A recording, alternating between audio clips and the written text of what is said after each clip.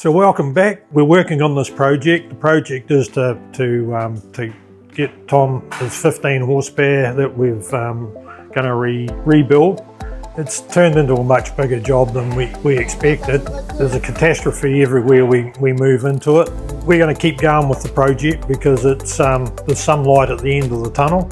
It's not going to deter us at this stage. Tom's really keen. He's putting the pressure on. Today I'm taking off the gearbox and servicing it to see what's wrong with it and see what I can do to fix it. And I also got to clean up all the dirty parts to make sure they run properly. We've made a list of parts that we need. I'm going to send Tom away to pick those parts. I'm lost. Where do I go?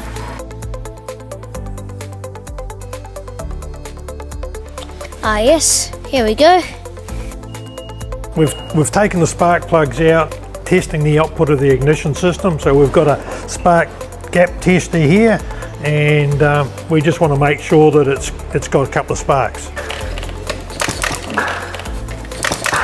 That's surprising. It's something that actually does work on this engine. Tom's got the gearbox off. He's washed it up and drained the oil out of it, and now he's going to service the water pump on it, ready to go back together.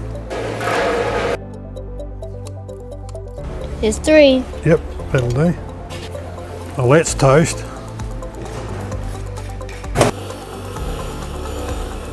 So Tom's going to install the drive shaft back in the gear case.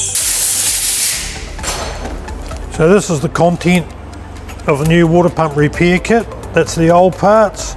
As you can clearly see there, the old water pump impeller is really shot. We'll go ahead and disassemble that, clean the housing up, install the new seals and wear cup.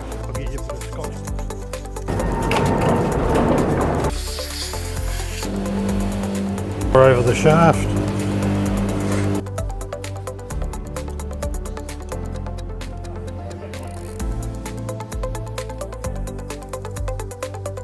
So Tom's put the water pump back together. We've sealed it up under the base plate, torqued down the screws.